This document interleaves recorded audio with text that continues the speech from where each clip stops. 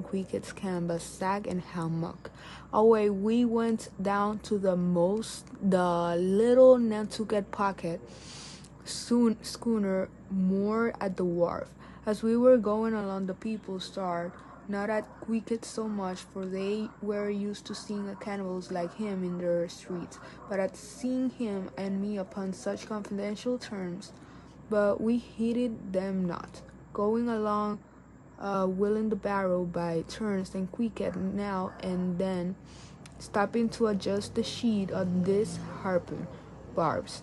I asked him why he carried such a troublesome thing with him ashore, and whether all whaling ships did not find their own harpoons. To this, in substance, he replied that I thought what I hinted was true enough, yet he had particular affection for his own harpoon, because it was of as sure stuff, well tried in many a mortal combat, and deeply intimate with the hearts of whales. In short, like many inland reapers and mowers who go into the farmers' meadows armed with their own scythes, thought in no wise obliged to furnish them. Even so, Quicket, for his own private reasons, preferred his own harpoon. Shifting the barrow from my hand to his, he told me a funny story about the first wheelbarrow he had ever seen. It was in Sag Harbor. The owners of his ship, it seems, had lent him one, in which to carry his heavy chest to his boarding house, not to seem ignorant about the thing, thought in truth he was entirely so concerned in the price, way in which to manage the barrow. Quicket puts his chest upon it, lashes it fast, and then shoulders the barrow and marches up the wharf. "Why," said I, "Quicket, you might have known better than that. One would think, did the people laugh?" Upon this he told me another story. The people of his island of Rocoboco, it seems at their wedding feast, expressed the fragrant water of young coconuts into a large stained calabash like a punch bowl. And this punch bowl always forms the great central ornament on the braided mat where the feast is held. Now a certain grand merchant ship once touched at Rocoboco, and its commanders, from all accounts, a very stately, punctilious gentleman, at least for a sea captain, this commander was invited to the wedding feast of Quicket's sister, a pretty young princess just turned off 10. Well, when all the wedding guests were assembled at the bride's bamboo cottage, this captain marches in, and being assigned the post of honor, placed himself over against the punch bowl, and between the high priest and his majesty the king, Quicket father. Grace being said, for those people have their grace as well as we. Thought Quicket told me that unlike us, who at such times look downwards to our platters, they, on the contrary, copying the ducks, glance upwards to the great giver of all feasts. Grace, I say, being said, the high priest opens the banquet by the immemorial ceremony of the island, that is, dipping his concentrate and consecrating fingers into the bowl before the blessed beverage circulates, seeing himself placed next the prize and noting the ceremony, and thinking himself, being captain of a ship, as having a plain precedence over a mere island king, especially in the king's own house. The captain quickly proceeds to wash his hands in the punch bowl, taking it up, I suppose, for a huge finger glass. "Now," said Quicket, "what do you think now? Didn't our people laugh?" At last, passage paid and luggage safe, we stood on board the schooner. Hoisting sail, it glided down the Acushnet River. No one sighed. New Bedford rose in torrents of streets, their ice-covered trees all glittering in the clear, cold air. Huge hills and mountains of cast on cast were piled upon her wharves, and side by side the wandering whale ships lay silent and safely moored at last, while from other came a sound of carpenters and coopers with blended noise of fires and forget to melt the pitch of betokening that new cruises were on the start. That one most perilous and long voyage ended. Only begins a second, and second ended. Only begins a third, and so on forever. And for I, such in the endlessness, the intolerableness of all earthly efforts. Gaining the more open water, the bracing breeze waxed fresh. The little mouse tossed the quick foam from her bows as a young colt his snorting. How I snuffed that tartar air! How I spurned that turnpike earth! That common highway all over dent with the marks of slavish heels and hoofs, and turned me to admire the magnanimity of the sea which will permit no records. At the same time, Fountain Cricket seemed to drink and reel with me. His dusky nostrils swelled apart, his veil, and pointed teeth. Oh, on we flew, and our offling gained the most, did homage to the blast. Duckhead and dived her bows as a slave before the Sultan. Sideways leaning, we sideways started, every rope yarn tingling like a wire, the two tall masts buckling like Indian canes in a land tornadoes. So full of this reeling scene were time we did not notice the jeering glances of the passengers, a lover-like assembly who marveled that two fellow beings should be so companionable, as thought a wise man were anything more dignified than a white-washed Negro.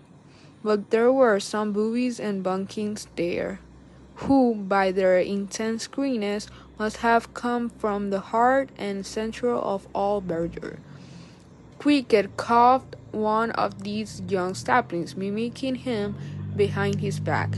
I thought the bumpkin's hour of doom was come. Dropping his harpooner, the brawny savage caught him in his arm, and by an almost miraculous dexterity and strength sent him high up bodily into the air.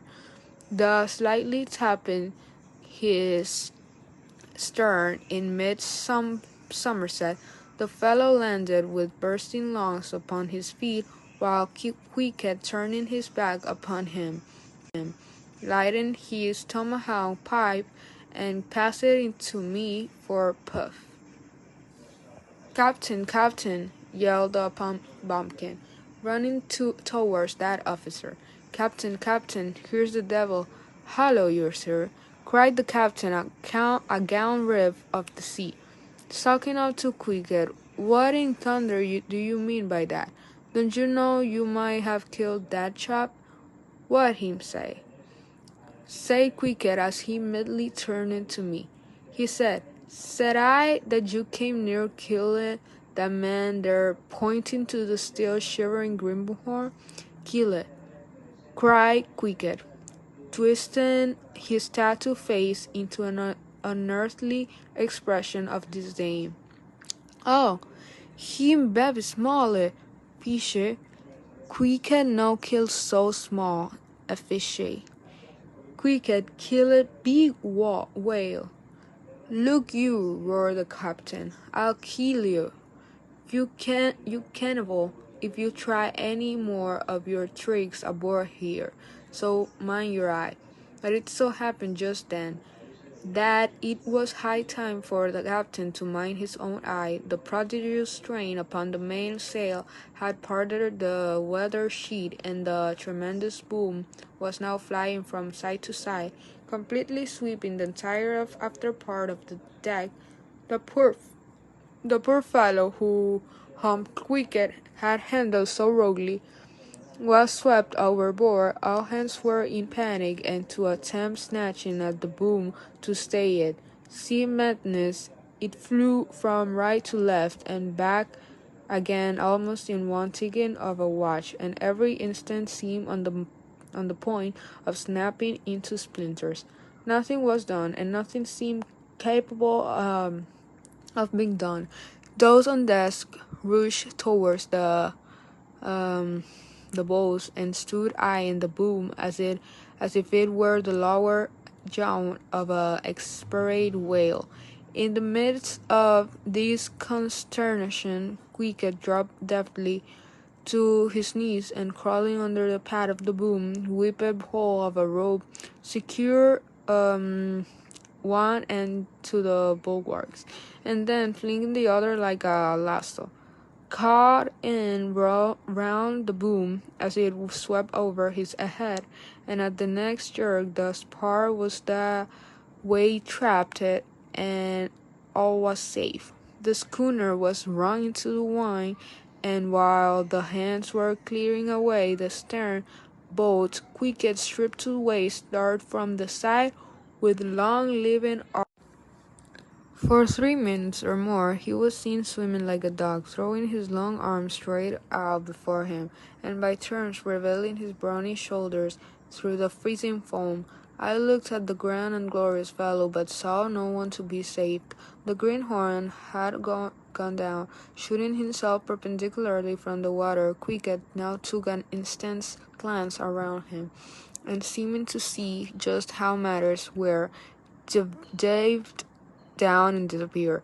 A few minutes more, and he rose again, one arm still striking out, and with the other dragging a lifeless form. The boat soon picked them up. The poor bumpkin was restored. All hands boarded Quicket a novel chum. The captain begged his pardon. From that hour I clove to Quicket like a barnacle, yeah, till poor Quicket took his last long dive. Was there ever such unconsciousness? He did not seem to think that he had all deserved a medal from the humane and magnanimous societies. He only asked for water, fresh water, something to wipe the brim off.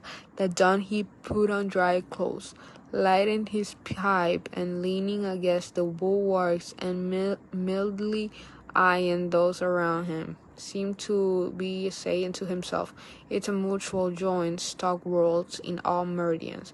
We cannibal must help these Christians." Chapter 14. Nothing more happened on the passage worthy the mentioning, so after a fine run we safely arrived in Nantucket. Nantucket! Take out your map and look at it. See what a real corner of the world it occupies, how it stands there, away offshore, more lonely than the Edison's lighthouse. Look at it, a mere hillock, an elbow of sand, all beach without a background. There is more sand there than you will use in 20 years as a substitute for blotting paper. Some white will tell you that they have to plant weeds there. They don't grow naturally. They import Canada thistles that they have to send beyond seas for a pile to stop a leak in an oil cask. That pieces of wood in Nantucket are carried about like beads of the Truth Cross in Rome. The people there plant toadstools before their houses to get under the shade in summer. That one blade of grass makes an oasis. 3 blades in a day walk a prairie. That they wear quicksand shoes, something like Laplander snowshoes, that they are so shut up, belted about every way enclosed, surrounded, and made an utter island of by the ocean, that to their very chairs and tables small clams will sometimes be found adhering as to bags of sea turtles.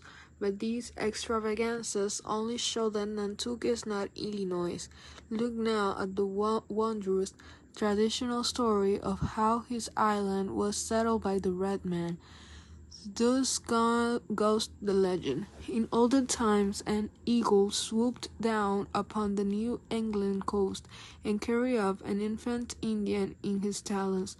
With loud lament the parents saw their child borne out of sight over the waters. They resolved to follow in the same direction. Setting out in their canoes after a perilous passage, they discovered the island, and there they found an empty ivory casket, the poor little Indian's skeleton. What wonder then that these Nantuckets born on a beach should take to the sea for a livelihood?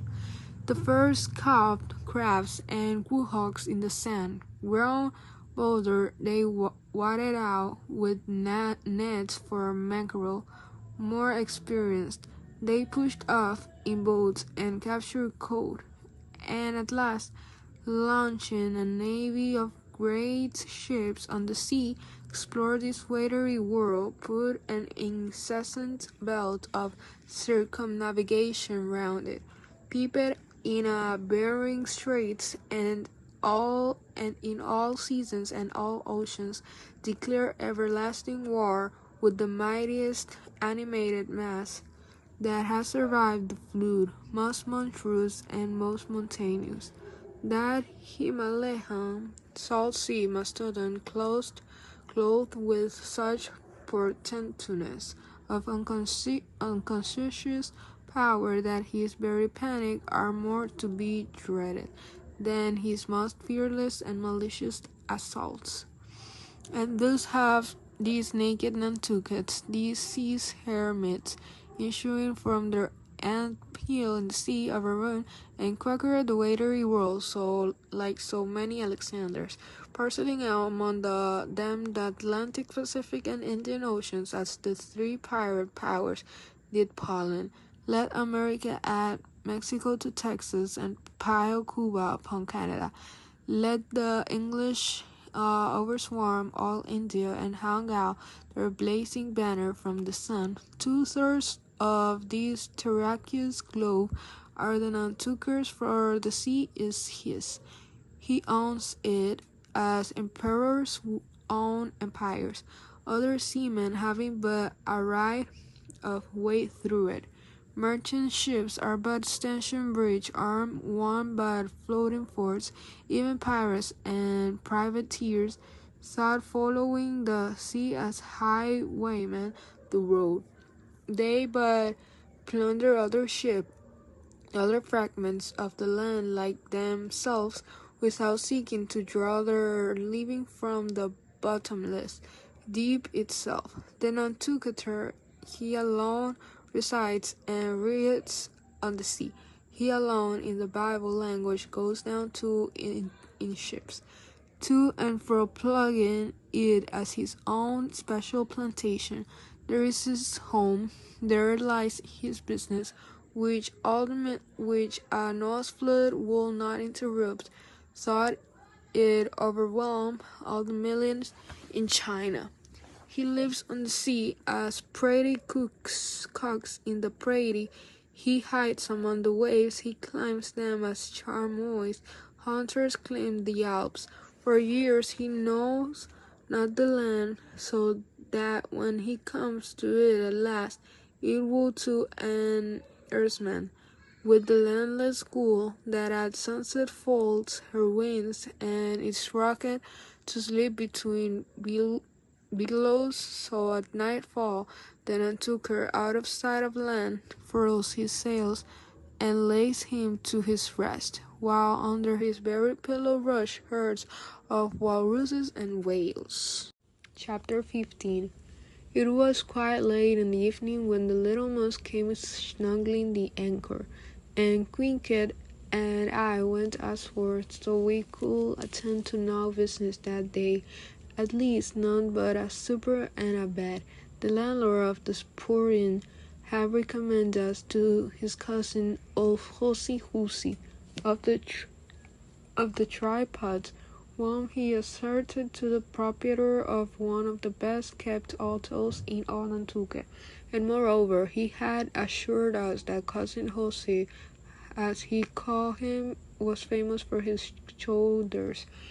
In short, he plainly hinted that we could not possibly do better than try potluck at the tripods, but the direction he had given us about keeping a yellow warehouse on our starboard hand till we opened a wide church to the landboard, and then keeping that on the landboard hand till we made a corner 3 points to starboard, and that done.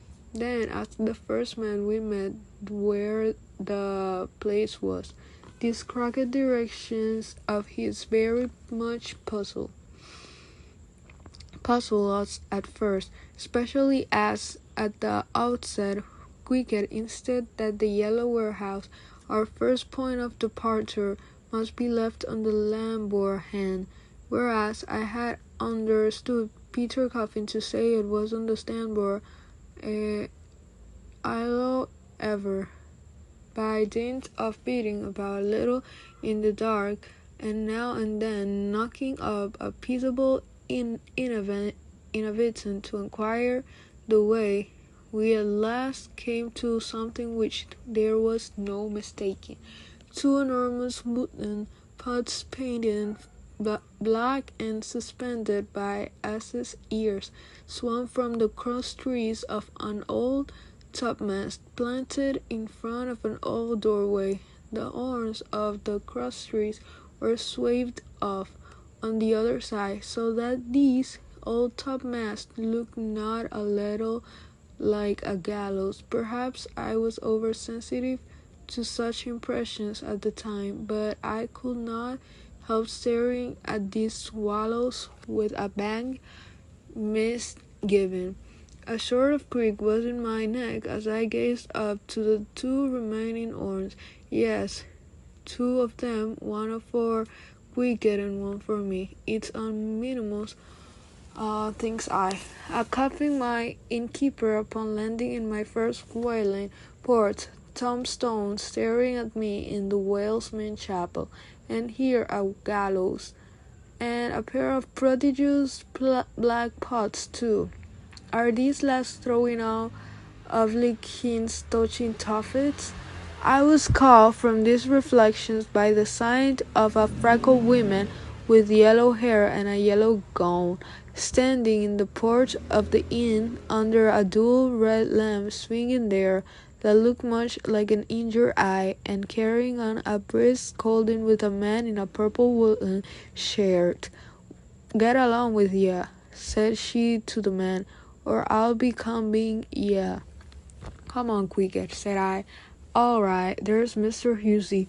And so it turned out, Mr. Hussey being from home, but leaving Mr. Hussey entirely competent to attend to all his affairs, upon making known our desires for a supper and a bed, Mr. Hussey, postponing further scolding for the present, ushered us into a little room, and seating us at a table spread with the relics of a recently concluded repast, turned round to us and said, "Clamor cut. What's that about cuts, madam?" said I, with much politeness. "Clamor cut," she repeated. "I clam for supper. A cold clam, is that what you mean, Mr. Hussey?" said I. "But that's a rather cold and clammy reception in the winter time, ain't Mr. Hussey?" But being in a great hurry to resume scolding the man in the purple shirt who was waiting for it, and then trying seeming to hear nothing but the word clam, Mr. Hussey hurried towards an open door leading to the kitchen, and bawling out, "Clam for 2," disappeared. "Quicket," said I, "do you think that we can make out a supper for us both on one clam?" However, a warm savory steam from the kitchen served to belie the apparently cheerless prospect before us.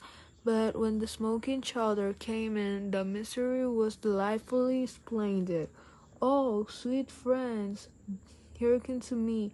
It was made of small juicy clams, scarcely bigger than hazel nuts, mixed with pounded sheep biscuit and salted pork cut up into little flakes, the whole enriched with butter and plentifully seasoned with pepper and salt, our appetites being sharpened by the frosty voyage, and in particular Quicket seeing his favorite fishing food before him, and the chowder being surpassingly excellent, we dispatched it with great expedition, when leaning back a moment and bethinking me of Mr. Hughes's clam and cod amusement, I thought I would try a little experiment. Stepping to the kitchen door, I entered the word cod with great emphasis and resumed my seat. In a few moments the savory steam came forth again, but with a different flavor, and in good time a fine cold shoulder was placed before us. Um, we resumed business, while playing our spoons in the bowl. Thinks I to myself, I wonder now if this